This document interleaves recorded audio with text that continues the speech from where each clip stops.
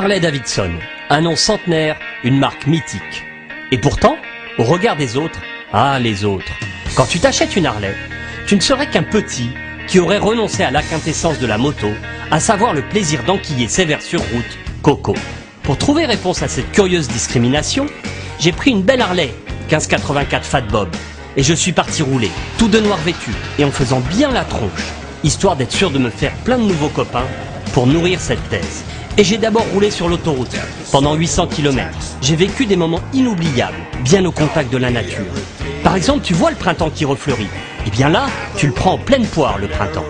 Bien calé à 130 km/h, j'ai pu manger mes gants, jouer à Superman, regarder l'heure défiler à toute seconde, bénéficier gratuitement d'une heure d'un intense massage palpé roulé sur le visage, lutter contre le vent, ce qui est, convenons-en, une occupation à ériger au rang d'un art certes un peu risqué, mais assurément majeur. Bref, pas un instant je ne me suis ennuyé. Tout au bout de ces 800 km, après Liverpool et 5 heures de ferry, il y avait l'île de Man.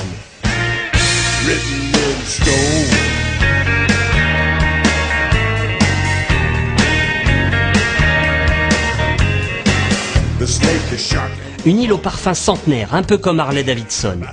Man, sa campagne luxuriante, ses petits moulins, sa capitale Douglas avec son avenue déserte, baignée d'un brouillard matinal, son petit train où l'on y voit le cul blanc des passagers. Sans doute une obscure mais respectable tradition. Un calme sans pareil, au point que les chiens s'y promènent en poussette. Ici, tout concourt et inspire à la balade. Ça tombe bien, la Fat Bob adore tout simplement ça.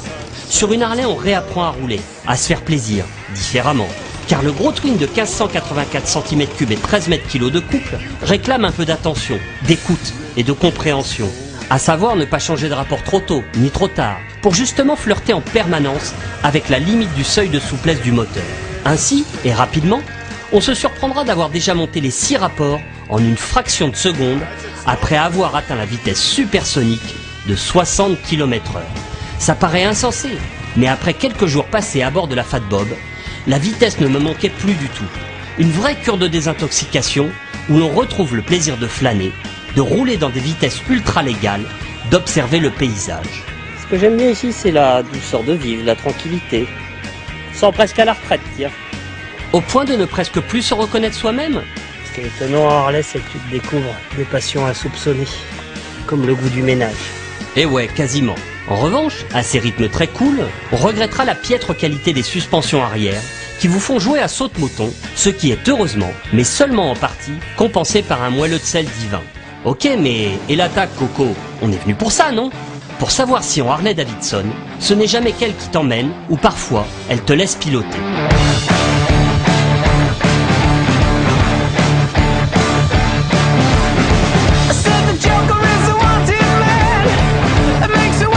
Alors c'est vrai, en haussant le ton, la sélection de boîtes et la prise de tour du V2 paraîtront un peu mollassonnes. Mais côté châssis, on découvrira une moto hyper agile au changement d'angle et stable au freinage, longueur oblige. En jouant finement du frein arrière, on stabilisera les 305 kg de façon étonnante, en courbe, sur les bosses, et on resserrera une trajectoire un peu optimiste. On vérifiera l'authentique loi physique applicable à tous deux roues et qui veut que, passé 160 km/h, la moto, ça arrache les bras. On constatera qu'emmener une Harley est un art hautement cérébral qui demande application, dosage et attention. Un peu comme rouler vite sous la pluie. Finalement, conduite soutenue et Harley ne sont pas si antinomiques que ça. En revanche, côté amitié motarde, c'est vrai que j'ai pas vraiment ameuté les foules. Mais moi, je suis toujours tout seul avec ma Harley, personne veut de moi. Sauf que j'avais zappé un détail essentiel. L'île de Man, c'est le Saint des Saints, la capitale de la vitesse sur route, où chaque année, en juin, des dizaines de ferries crachent des milliers de sportives venues se régaler d'un spectacle hors norme, le Tourist Trophy.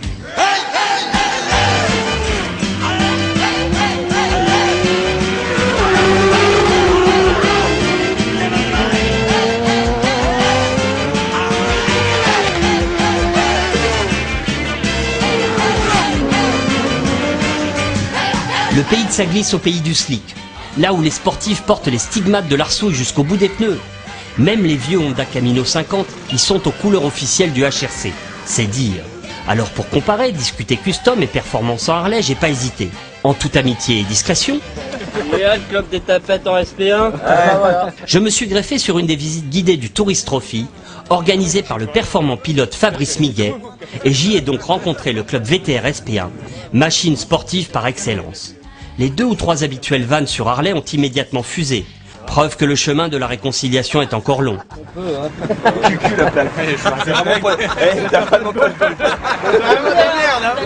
Ça rouille pas trop l'hiver, ça? Du bon acier. C'est du plastique. En même temps, les Lascars se sont rapidement trouvés à court de munitions. Il y a un truc qui est sûr, c'est que vu la vitesse à laquelle j'arrive, je freine plus tard que tout le monde. Ouais, on va se pousser comme Bien, bien. Il y a un peu de poids aussi, c'est clair. Au début, on est parti sur un petit rythme, balade, tranquille. Mais rapidement, derrière, on aurait dit qu'ils avaient déjà du mal à suivre. Pour preuve, ces élargissements de trajectoire un peu foireux. À Balave Bridge, j'étais déjà en tête, pour un saut de folie, malgré les 305 kilos de la FAT. Bon, ça vaut pas le saut énervé de Connor Cummins, mais regardez, là, sur le ralenti, ça décolle. Et puis moi, mon style, c'est plus Hutchinson. Tout dans l'amorti et le respect de la mécanique. Et puis est venue la part du chef, la montagne. Sens unique, aucune limitation de vitesse, le grand baston allait enfin commencer. Ça y est, c'est parti, c'est tendu dans le groupe. D'entrée, je fais l'extérieur à un bandit et leur colle watt longueur d'avance.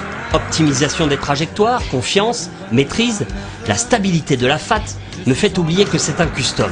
Derrière, ça commence à sortir gentiment le genou, alors que moi je suis droit comme un hit. Gooseneck, la célèbre épingle serrée. Je ne peux contenir le ZX10, mais ramarre immédiatement une grosse Ducati.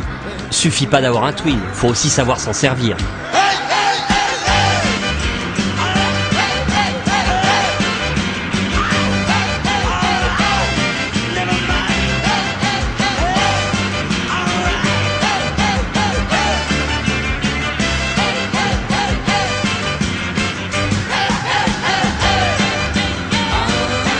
À mi-parcours, et hormis 4 ou 5 furieux partis devant, j'ai déjà une belle avance sur la moto.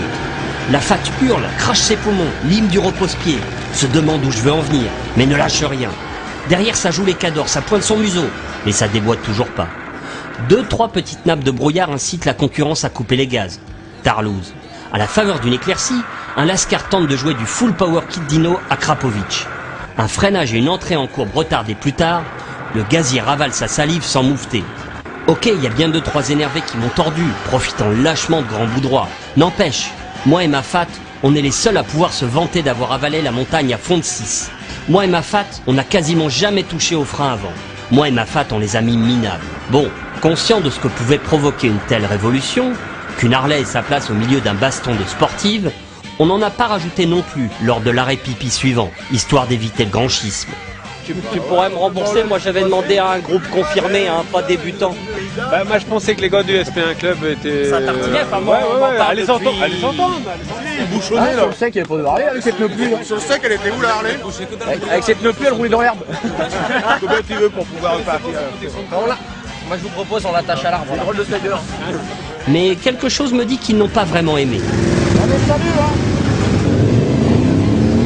Revenez les copains, revenez les copains. Nous non plus, sur la FAT, on n'a pas aimé. Le confort de suspension arrière, mais alors pas du tout. Le freinage trop juste. La selle passager indécente.